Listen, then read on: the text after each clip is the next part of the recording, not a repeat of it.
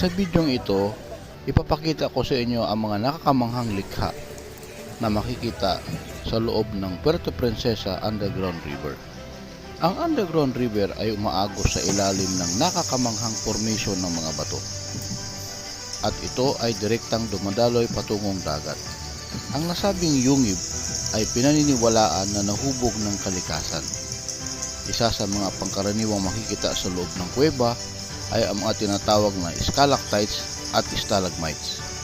Kaya samahan nyo ako at ating tuklasin ang kagandahan ng kalikasan sa Underground River.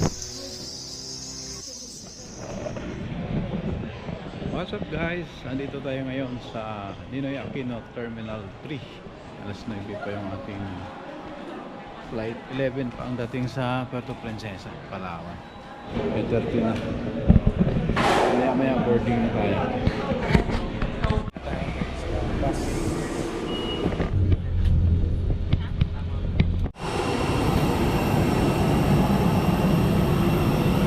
Malaki yung airplane na sasakyan natin.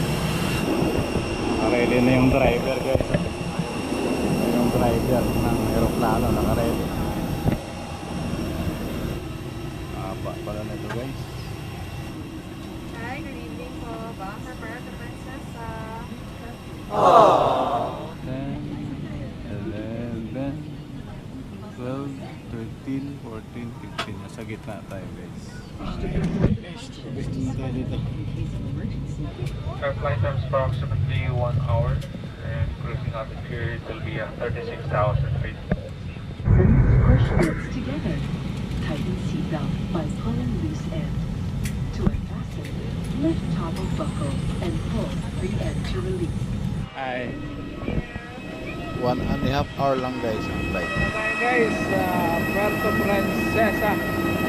Malapit na lang.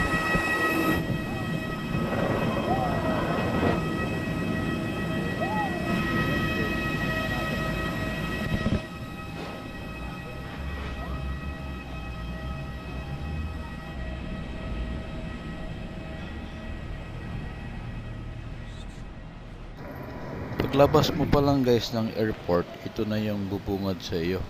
Ito na yung makikita mo, yung Puerto Princesa Underground River. Actually guys, pabalik-balik na tayo dito sa Puerto Princesa, Palawan. Kaso nga lang, hindi pa tayo nakakapunta dito sa mga lugar na ito. Kaya binabalak natin at pinapangarap natin na makakapunta tayo dito sa lugar na to. Pagkalipas ng ilang araw, What's up guys? Good morning. It's Jerben's Motovlog again. Andito tayo ngayon sa Puerto Princesa City, Palawan. Magre-rent tayo guys ng motorbike. Yung CRF yung ating re-rentahan kay Sir Ersky.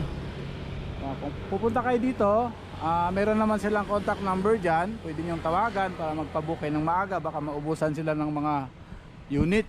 So yun pala si Sir Ersky, Sir Erlo. Ayan. Siya yung may-ari guys ng ano. Saka si ma'am.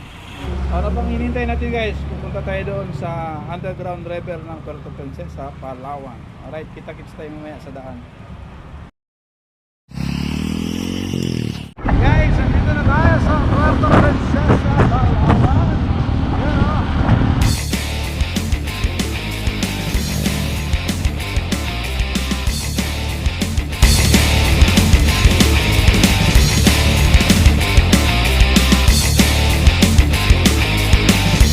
Dito na tayo guys sa Barangay Salvacion. Bumili natin tubig dun sa tindahan. And then pahinga tayo ng kaunti. Malapit na daw. Nagtanong tayo dun, mga 30 minutes na lang yata. Ito yung motor ginamit natin, CRF 150. So yun, dito sa barangay. Welcome to Barangay Salvacion. Uy, Eagles pala ito eh. Kuya pala yung nagano dito, magpalagay. Good job mga kuya dito sa Puerto Princesa. Ayon dito guys sa Google Maps, kakanan tayo dito sa may Sabang. May kanto dito guys. Kakanan tayo, Sabang. Ito yun, no? Barangay Macalascas. Ikak.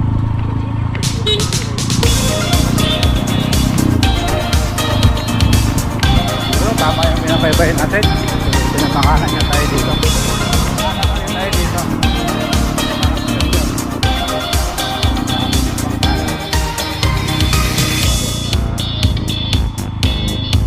Ito na rin guys, siguro.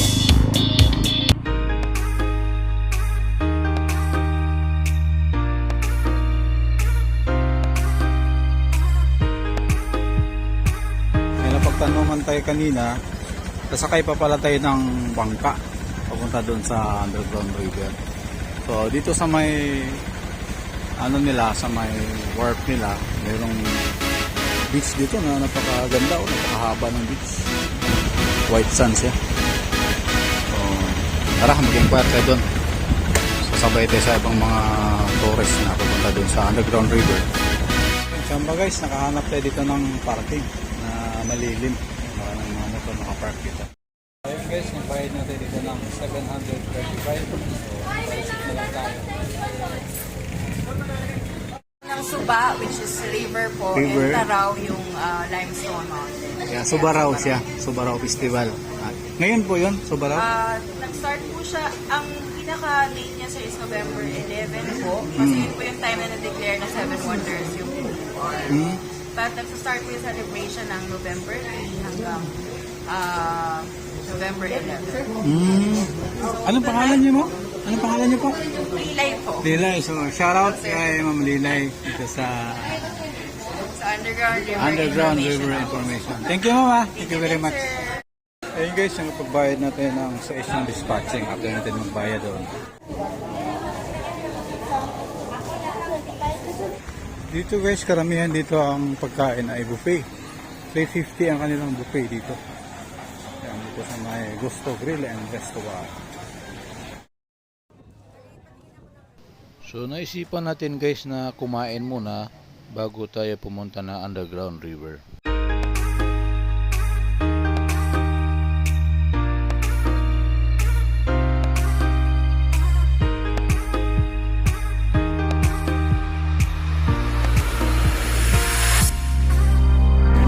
Pala guys, advisable pala dito na may bawang pang tsinelas o di kaya nakapaka.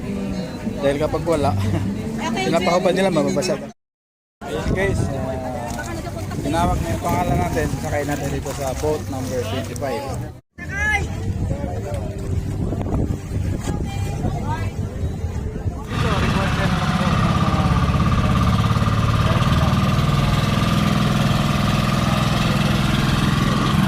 Kuya, shoutout to Kuya. Saan tayo galing? Pupunta tayo na underground dito.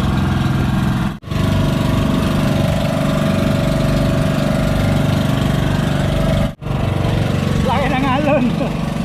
Takot.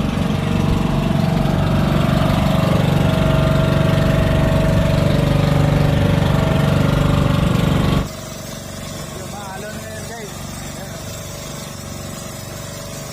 Talon yung bangka na sinasakyan natin. So may hapon. So dito lang yung banda.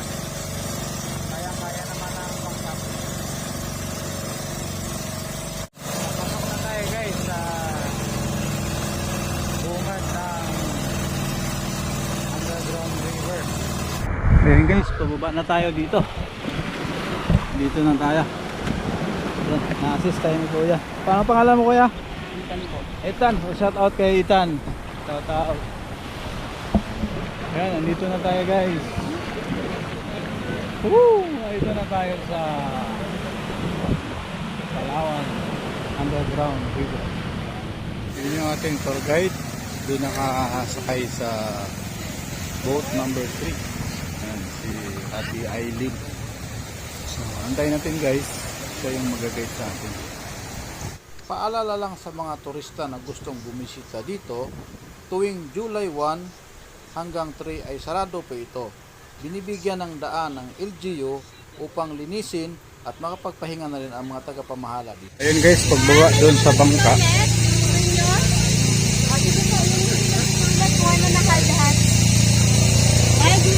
Dito guys yung mga hard hat na kinukuha para magamit.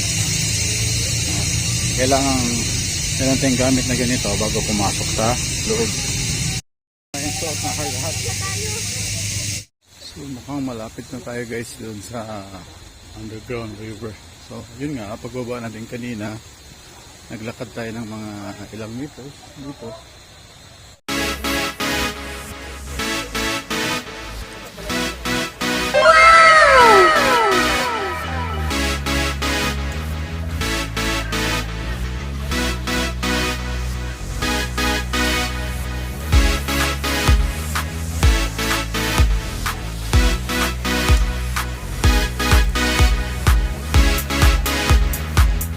Guys, binigyan tayo ng Earthis.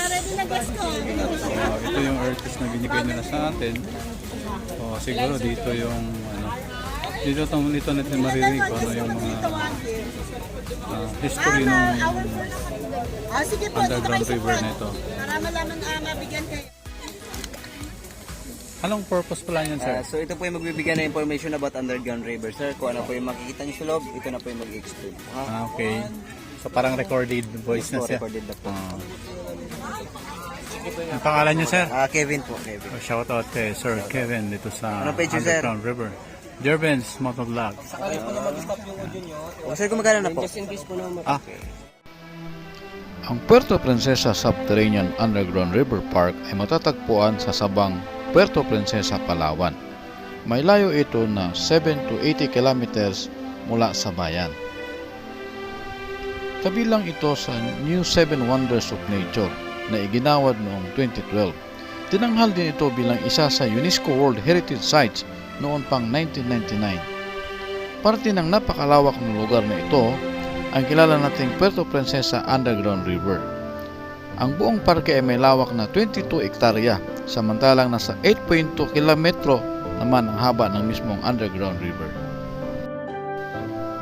Sa lawak at haba ng parke, hindi pa ito lubusang nagagalugad ng mga eksperto.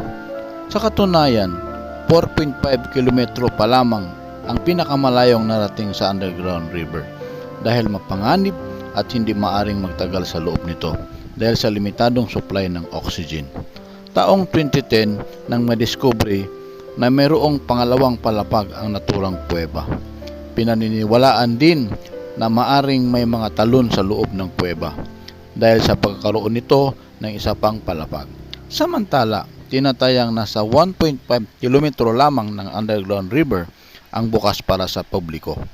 Hanggang sa punto lamang na iyon ang tinutukoy ng mga eksperto na may sapat na oxygen at ligtas puntahan ng mga tao.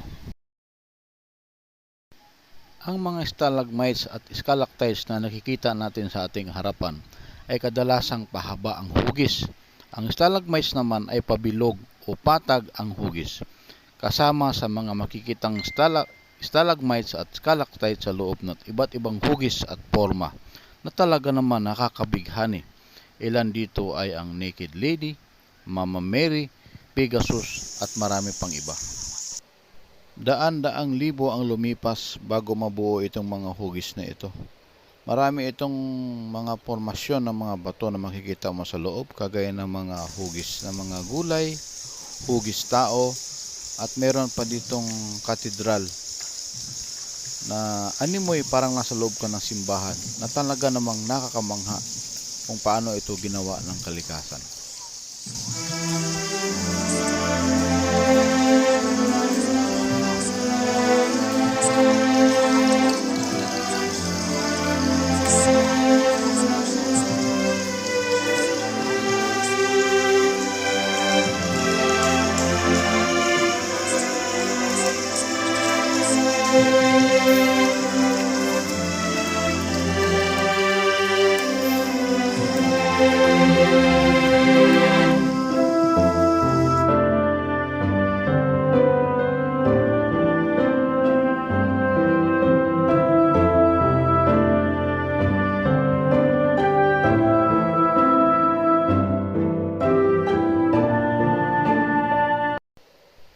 Marami din akong napapansin din tong mga ibon sa loob, kagaya ng mga maya at mga paniki. Karamihan mga paniki ay naninirahan sa kisame ng kuweba. At dahil madilim dito sa loob, ito ang paborito nilang tirahan. Ang mga bangkero o ang mga nagsasagwan nitong ating sinasakyan na bangka ay eksperto kung paano magmaneho dito sa loob, kung paano sila magmaneobra.